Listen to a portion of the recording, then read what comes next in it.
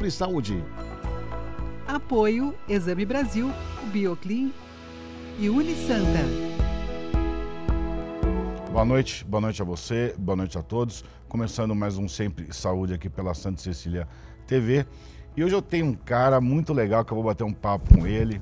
Ele acabou sendo meu amigo através de algumas ações que ele faz, principalmente na ação social. O nome dele é Alexandre Catena Volpi.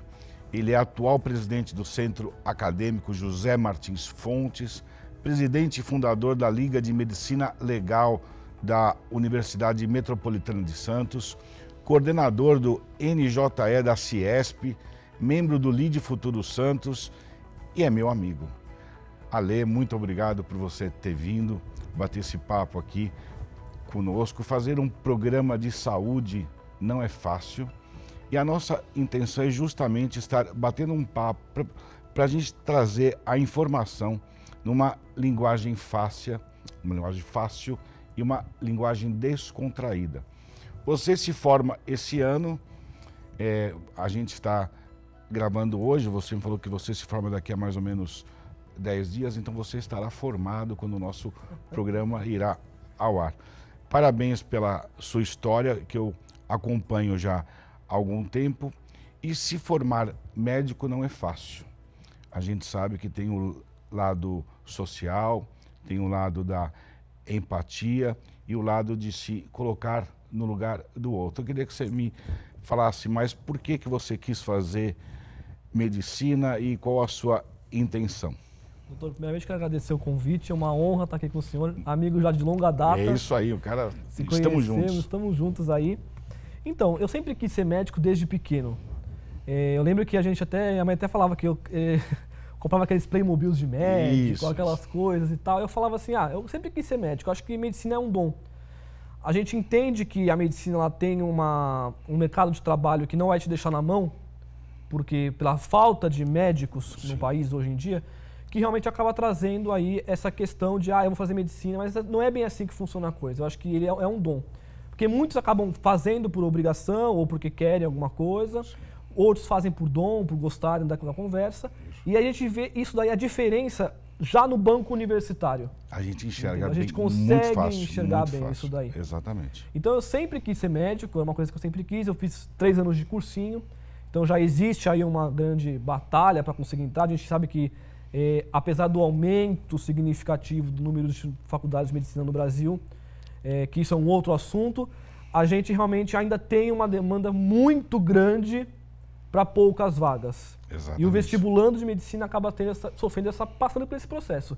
E não acaba só no ingresso na universidade. Não, você tem que sair, né? Você tem que sair. Tem que sair. Exatamente. E tem que se manter depois médico. Exatamente. A gente vê essa questão toda. E aí realmente eu fui gostando cada vez mais, eu fui me interessando cada vez mais, eu resolvi realmente desde o meu 2º ano da faculdade já começar a ter o contato com a comunidade, porque eu acho que os novos métodos de ensino, eu acho que o médico ele precisa ser inserido na comunidade desde o início do curso da medicina. Isso mesmo. Porque a gente vê realmente quando você vê os jovens trabalhando em mutirão, quando você vê os jovens tendo contato com o paciente desde cedo, ele já começa a entender as demandas, as necessidades de cada pessoa, de cada paciente, as doenças, as prevalências das doenças, o que realmente está cometendo mais a população, o que não está cometendo, e tendo esse contato direto de criar a humanização. Médico não se faz só em sala de aula. Isso aí. Eu acho que tem que ter esse contato com a pessoa. Mesmo porque você vai mexer com pessoas. E esse contato com as pessoas é essencial. Quer dizer, você tem que ter ele desde o início, sim. A gente na biomedicina fala muito das aulas práticas, mas é exatamente isso. Você tem essa aula prática justamente para você ter o contato com as pessoas, que é o seu material que você vai usar, com certeza. E essa história da ação social, começou como? Fala para mim. Então, no 2º ano da faculdade eu entrei numa ONG que nós tínhamos, que era de estudantes de medicina, que era internacional, inclusive. Sim. E aí a gente começou a desenvolver, eu falei assim, vamos desenvolver os projetos de mutirões de saúde. Acontecia alguns anos, parou por um tempo, eu falei, vamos retomar isso daí. Mas pensa, um aluno de 2º ano, indo bater na porta do secretário de saúde da Baixada Santista pedindo para fazer mutirão de saúde. Quem é esse doido, né? Exatamente isso. A gente pensou exatamente, quem é esse cara? Quem é esse doido, entendeu? Exatamente. Aí eu falei, vamos começar então a fazer, gente. Reunimos um grupo de estudantes, assim, o pessoal realmente que via lá, e começamos em comunidades, começamos a fazer em praças de grande fluxo de pessoas, tudo mais. E ali começou a surgir os mutirões de saúde, e aí começamos a entender ali que atendíamos 2, 3 mil pessoas de uma vez só. A gente começava a fazer depois um mapeamento daquilo para saber quais as doenças realmente que estavam ali na população, os medicamentos que mais são usados, as condutas que mais são aplicadas e as necessidades. Então a gente conseguiu fazer mutirão, desde mutirão em praça, desde mutirão em shopping, até mutirão no lixão. Nesses 4 anos que eu estive à frente eu acompanhei, dessa coisa, a gente foi parar até dentro do lixão. Eu cheguei a ver. E aí falam, nossa, estudante de medicina, de faculdade particular, indo para lixão? A gente foi. Exatamente. Entendeu? E conhecemos uma realidade muito discrepante. O Brasil tem essa diferença. E muito triste ao mesmo tempo, porque a gente vê realmente ali a falta de informação, a falta de contato com os órgãos públicos, a falta de compaixão do ser humano. Eu acho que faltava um pouco disso. E aí começamos a fazer trote solidário, liga de mastologia para combate ao câncer, até com a nossa saudosa Gilze, que o senhor também era super parceiro dela. Exatamente. E começamos a se envolver em ações sociais cada vez mais, congressos, e começamos a criar o congresso, um monte de coisa. E isso foi assim, começamos a fazer muita coisa, e isso foi fortalecendo, fomos criando um leque de pessoas que começaram a apoiar, porque aquele grupinho pequeno começou muita gente a querer fazer. As secretarias de saúde acabaram nos recebendo cada vez mais. E a gente falou, vamos fazer. O senhor também acabou nos conhecendo nessa questão toda aí. Exatamente isso.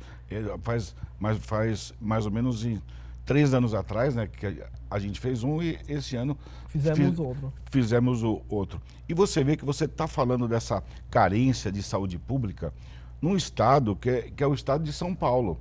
A gente, por viver no estado de São Paulo, a gente nunca vai imaginar que existam pessoas em lixões, e tem.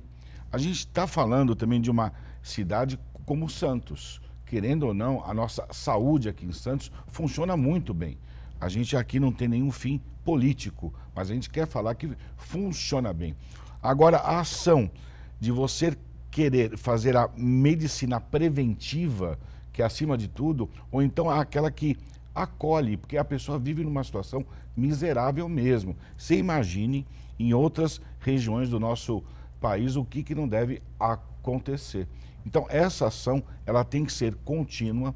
A gente sabe que no finalzinho do ano vai ter eleição para o diretório acadêmico. Eu espero que a pessoa que entre para ficar no seu lugar, ela dê continuidade a isso, porque é um trabalho muito legal.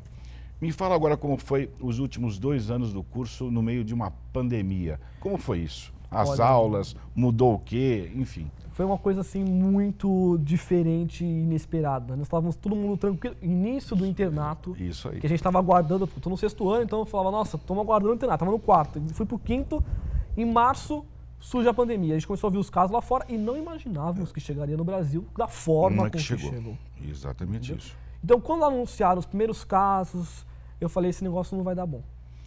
Falei, não vai dar bom. Não deu. Não deu. Não deu. E aí, todo mundo no internato, aguardando a prática, porque o internato são os 2 últimos anos da faculdade, a gente foca bastante na parte prática do curso, que é o contato com a nossa hospital escola, com a unidade de saúde. E aí, para tudo, foi todo mundo pro remoto, porque não tinha condições. E aí começou a criar aquela angústia muito grande, porque fechou tudo. Eu, como presidente do diretório, eu via a angústia de muitos alunos pela questão financeira, porque os pais acabaram, não tinha fonte de renda, e a mensalidade altíssima. Sim, claro, é o custo. E a gente começou a ver a faculdade no remoto, sem uma prova, como é que vai voltar, quando vai voltar, e ao mesmo tempo motivava a gente lá, o nosso grupo lá, de querer fazer alguma coisa pelaquela pandemia. Mas fazer o quê? Como? Entendeu? Então a gente começou a ver aquela questão toda, aquele desespero todo, as pessoas, e aumenta o número de casos, o número de óbitos, hospitais lotados, aquela tragédia toda que a gente viveu. E aí, a gente trabalhando, conversando, a faculdade fazendo aula remota, os professores se dedicaram muito. O senhor é professor, o senhor sabe a dedicação que foi você ter que aprender a mexer numa tecnologia de internet, uma aula à distância, e ensinar a área da saúde à distância. A última vez que eu estive com o doutor Ricardo, ele falou exatamente isso. A Renata Viegas, a Renatinha que eu falo, mas ela falou exatamente isso. Mas a faculdade, ela se empenhou bastante, investiu em EAD, que até então a gente não sabia. Aqui no Santa também foi igual. Plataforma Zoom, e você dá aula olhando para uma câmera, que é estranho, e, né, uma coisa assim. Mas e aí? Continua. Vocês foram a campo? Não foram? Quando foram? Então, aí a gente começou, eu falei assim, bom, vamos fazer o seguinte, a gente tá vendo que tá faltando EPI na cidade. Isso aí, entendeu? eu lembro. Aí lembra que eu falei com o senhor? Lembro. O senhor arrumou uns EPIs pra gente. Sim, sim. Álcool em gel, isso. máscara. Alguns parceiros de São Paulo começaram a mandar. Alguns artistas começaram a falar com a gente e nós fomos distribuir isso. Nós fomos realmente em todas as unidades de saúde, todas Praia Grande, São Vicente, Santos, e entregar nos hospitais. E agradecer aqueles médicos que estavam lá, porque os professores, querendo ou não, eles tinham que estar atendendo, eles tinham que estar na linha de frente. Exatamente. Entendeu? Ao mesmo tempo tem que ensinar o aluno, mas ele tem que estar na linha de frente, os hospitais estavam lotados, então a gente realmente via isso. E aí então a gente começou a trabalhar, eu falei assim, ó, vamos fazer o seguinte, vamos ajudar de alguma forma, vamos trabalhar nas campanhas de testagem em massa. Então a gente começou a colocar os EPIs e ir lá fazer as testagens em massa. Então teve aquelas testagens em massa gigantescas que nós temos aqui em Santos, em vários lugares. Sim, sim, sim. Começamos a fazer lá, começamos a contribuir com o que a gente podia. Ninguém era formado, ninguém podia trabalhar. Veio aquela polêmica de antecipar a formatura de estudante de medicina. Não tinha como, né? Não tinha condições. E aí realmente voltaram as práticas. Naquele ano as práticas começaram a voltar, os alunos começaram a retornar com isso. Muitos ainda abandonaram o curso, ou por questões financeiras, ou por questões de medo de voltar ao hospital, porque mora com o pai, mora com pessoas de grupo de risco. Teve isso, Ale? Teve isso, infelizmente, teve isso. E as pessoas tinham um pouco de medo, porque, querendo ou não, a gente voltou para as aulas práticas do internato em julho. É verdade. Auge da pandemia. É verdade. Então, assim, você tá contato ali na PS, cadeira da infectologia com só pacientes Covid, aquela coisa toda, então realmente foi isso. E a gente foi ajudar a prefeitura, as prefeituras que tinham a Baixada com as testagens e tudo mais. E aí, quando veio a vacinação, nós também fomos vacinar. Falei, ó, agora que a gente fez testagem, a gente também quer vacinar também, entendeu? Exatamente. E fomos contribuir com a vacinação, porque na época faltavam enfermeiros e fomos contribuir com a vacinação. Então, assim, foi um grande aprendizado. Eu acho que, não só como nós estudantes, passamos por uma maior pandemia, uma das maiores pandemias da história do país. A gente nunca pensou, né, em passar. Nunca pensou. Eu me lembro que eu dava patologia e eu falava para os meus alunos, a pandemia e tal, mas eu falava, eu nunca vou passar por uma pandemia. E veio isso aí e deixou a gente muito louco. Comigo aconteceu assim, eu precisava fazer teste, não tinha teste. Os que tinha, a gente chegou a conversar na época, com aquela sensibilidade baixa, com a especificidade baixa. Esperei sair um teste bom, quer dizer, com 96% de especificidade. Graças a Deus, a gente teve uma ação assertiva, mas no início, Ale, foi complicado. Quer dizer, tanto eu acho que isso aconteceu com todos os profissionais da área da saúde, porque acabou envolvendo todo mundo. Exatamente isso. Então, quer dizer, não foi fácil. Eu espero que a gente demore a voltar a ter uma pandemia, lembrando ainda que nós estamos, que tem que ter o cuidado, sim, nós estamos falando aqui sem máscara, mas estamos mantendo um distanciamento. Eu vou dar só um breve intervalo, voltamos já já.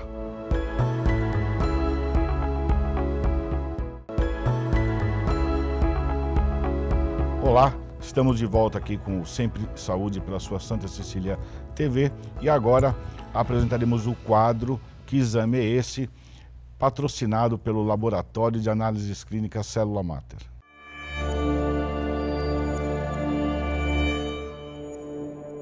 Oi Carlos, oi pessoal, tudo bem? Meu nome é Ana Carolina, sou biomédica aqui do Laboratório Célula Mater e hoje eu vim falar um pouquinho para vocês a respeito do exame de gonadotrofina coriônica. Esse exame é mais conhecido como beta-HCG e ele é bem conhecido entre as mulheres, porque é aquele teste que detecta ou não a presença de uma gravidez. Só que hoje eu não vim falar dessa finalidade.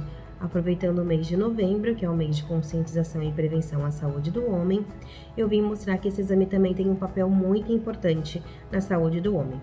É um exame muito solicitado pelos médicos, principalmente médico urologista, porque quando dosado e quantificado, seus valores estando fora da normalidade, ele é indicativo de tumor nas células germinativas, ou seja, no homem, câncer no testículo. Esse exame, beta-HCG, ele é considerado um marcador tumoral para o diagnóstico dessa doença. Essa doença tem alguns fatores de risco. Por exemplo, a idade, ela acomete muito jovens entre 15 e 40 anos, quem teve malformação nos testículos. Alguns sintomas é a mama dolorida, a mama aumentada, dor na região ou nódulo na região. Algumas pessoas procuram os médicos não necessariamente porque tem algum sintoma, para ver outros tipos de condições. Por exemplo, uma infertilidade. Um câncer de testículo também pode causar infertilidade. Então, assim como o câncer de próstata, o câncer de testículo, quando diagnosticado precocemente, eleva muito as chances de cura. Então, homem, conheça o seu corpo. Qualquer sinal de anormalidade, procure um médico e faça o seu diagnóstico.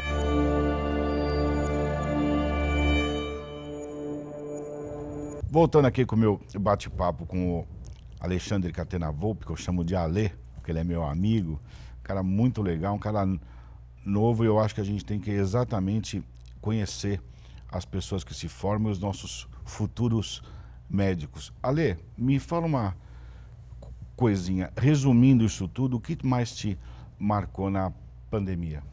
Eu acho que o que mais marcou na pandemia mesmo, de tudo mesmo ali, eu acho que foi, primeiro, a falta de sensibilidade de muitas pessoas, a falta de empatia de muitas pessoas, e eu acho que aquela cena do Brasil, na Amazônia, que fala que é o pulmão do mundo, e as pessoas morrendo de forma asfixiada ali naquela, eu acho que foi uma coisa que marcou muito. Para mim também, marcou exatamente isso. A gente sabe que a gente passou por uma pandemia viral, mas na verdade acabou sendo uma pandemia política e uma pandemia mercadológica. Eu não me conformo, máscaras que a gente pagava centavos, do dia para a noite custarem o preço que foi, álcool gel subir. Então, assim, infelizmente não foi só aqui, isso aconteceu no mundo inteiro.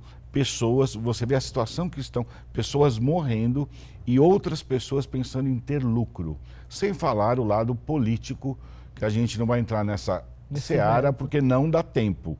Mas eu acho a postura de alguns, eu não tenho nem como falar. A última que eu ouvi, eu não sei se é fake ou não, que a vacina do Covid estava dando AIDS. Você já ouviu isso? Nunca ouvi isso, não. Eu já ouvi, mas já ouvi falarem isso.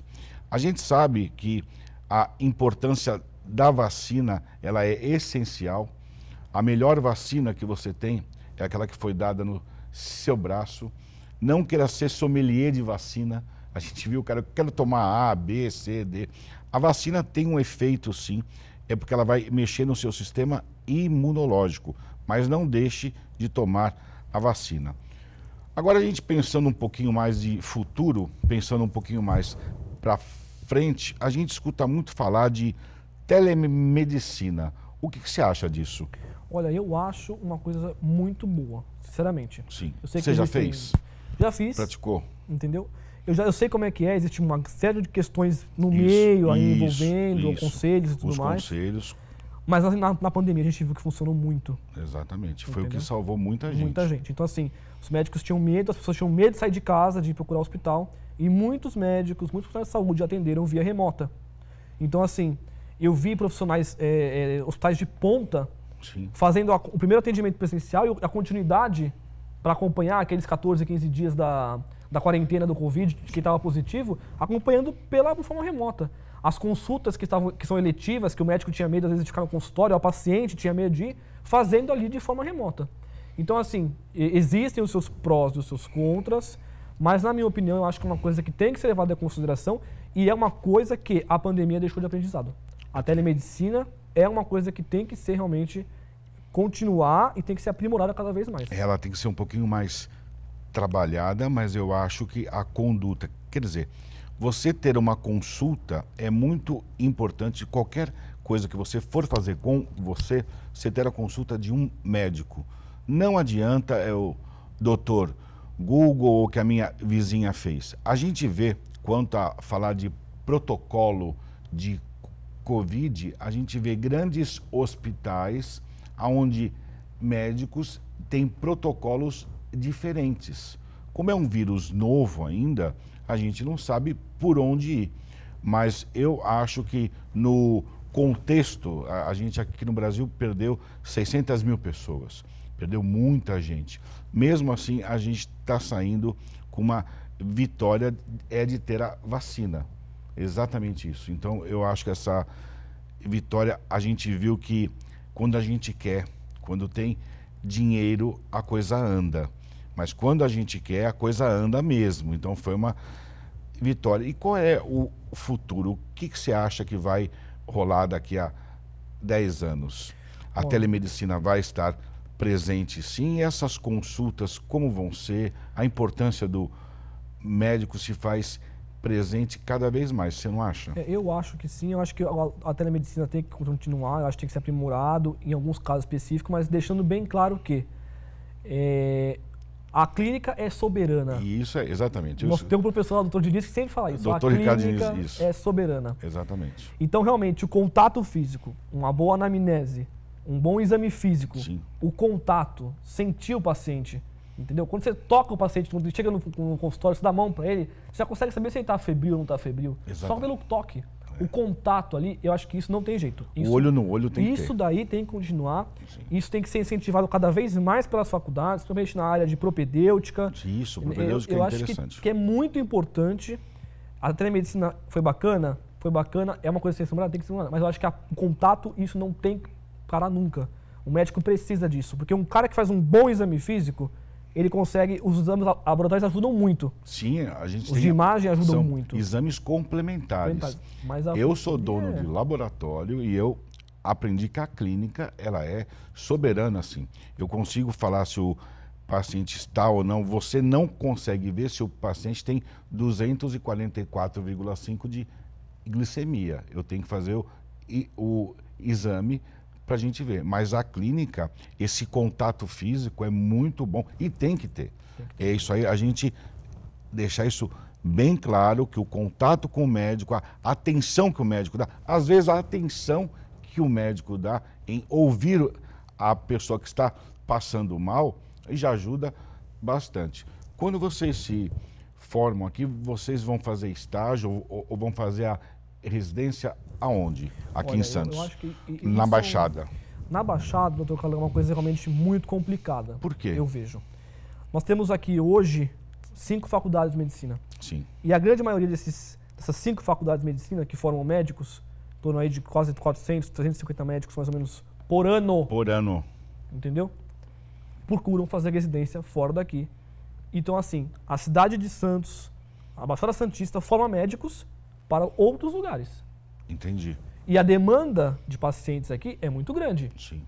A saúde pública da Baixada Santista é uma região metropolitana. Lógico. Entendeu? Uma das maiores regiões metropolitanas do estado de São Paulo. Sim, sim, sim, sim. Então, assim, eu acho que realmente falta um investimento na área da formação médica e do pós-formação médica na universidade. Eu acho que as residências médicas, nós tivemos perdas agora, hospitais que fecharam residências médicas aqui na Baixada Santista. Fecharam? Fecharam. Fecharam? Fecharam. Mas nesse período agora fecharam? Nesse período fecharam, alegaram a questão da pandemia, mas fecharam a residência médica, o que diminui cada vez menos a questão das vagas. O mercado de trabalho, as pessoas acabam procurando os grandes centros, São Paulo ou interior, alguma coisa assim, e a Baixada Santista perde esse número alto de médicos formados por ano, que poderiam estar trabalhando na saúde pública daqui, atendendo as demandas da saúde da mulher, da criança, da clínica, da cirurgia, daqui, entendeu? Então falta um investimento em residências médicas aqui e no mercado de trabalho para segurar, não só na medicina, eu digo em todos os cursos. Sim, exatamente. Os universitários, eles acabam fazendo faculdade aqui e indo para outro lugar. Tem que ter uma forma, o poder público tem que ter uma forma de segurar os formados na Baixada Santista. É porque a gente vai falar um pouquinho de saúde pública. O Ale, ele tem, quer dizer, ele vai se formar como, ele quer ser um gestor em saúde pública. Eu sou doutorando em saúde pública, então a gente agora vai bater uma bola bem legal. A saúde pública, ela poderia ter uma outra atenção que às vezes não tem. Você não acha? Isso, você não acha que tem umas falhas? Não estou falando da cidade A, B, C ou D. Quero que você fale de uma maneira geral. Olha, eu acho que, na minha opinião, doutor Carlão, precisa ter muitas questões que precisam ser discutidas aqui na Baixada Santista em relação à saúde pública. Primeiro que o Brasil, de um tempo para cá, ele mudou o perfil demográfico dele. Sim. Ou seja, a população está ficando cada vez mais idosa. Isso aí. Entendeu? E mudou o perfil. Estamos trabalhando com a saúde preventiva. Surgiram a atenção primária, saúde da família. Isso veio em uma ênfase nos últimos governos que nós tivemos no Brasil. Sim. Copiando modelos que já acontecem na Europa e em outros países desenvolvidos. Trabalhar a prevenção para evitar o paciente de chegar na atenção secundária e terciária, que a gente sabe que um paciente desse, por exemplo, uma hipertensão, tratar essa hipertensão dele desde o começo, para evitar que ele tenha um problema, uma consequência da hipertensão, né, problemas cardiovasculares por conta disso, e vai realmente ocupar uma unidade de terapia intensiva, que isso vai custar muito e vai diminuir a qualidade de vida desse paciente. Exatamente. Então eu acho que, na minha opinião, tem que ser investido muito na prevenção, em campanhas de conscientização. Eu acho que tem que ser realmente trabalhado essa questão da saúde da família. Nós temos uma cidade que, na minha opinião, ela é modelo no Brasil, aqui na Baixada Santista. É uma cidade que eu acho que é modelo em atenção primária. Cada bairro tem a sua unidade de saúde da família, cada bairro tem o seu médico responsável por aquele quadrante, por aquele quarteirão, por aquelas pessoas. Mapear isso daí tudo e investir em políticas públicas de saúde. Nós vemos debates eletrônicos. Passamos uma eleição ano passado. Isso aí. Não se fala em políticas públicas de saúde. O senhor é um grande gestor na Baixada, o senhor sabe como é que funciona. Exatamente isso. Não se falam nessas questões públicas, entendeu? Políticas públicas. Agora nós tivemos um grande episódio aí que foi discutido, que eu achei lamentável aí da questão da saúde da mulher, né? Coisas assim, discussões que precisam ser levados adiante, que precisam ser resolvidos. Como é que pode uma Baixada Santista não ter um centro de referência em oncologia com a população envelhecendo cada vez mais e formadas por tantos idosos? É uma coisa muito complicada. Com certeza vai nascer aqui um grande gestor público. Infelizmente, nosso tempo acabou. Eu vou ter que chamar ele aqui um outro dia. Obrigado por ter vindo. Fiquei muito feliz que você veio. Você continue sendo esse cara de ouro que você é. Obrigado, viu? Eu que agradeço, doutor Carlão. Foi uma honra estar aqui no programa do senhor. Venha sempre. Valeu. Tchau, tchau.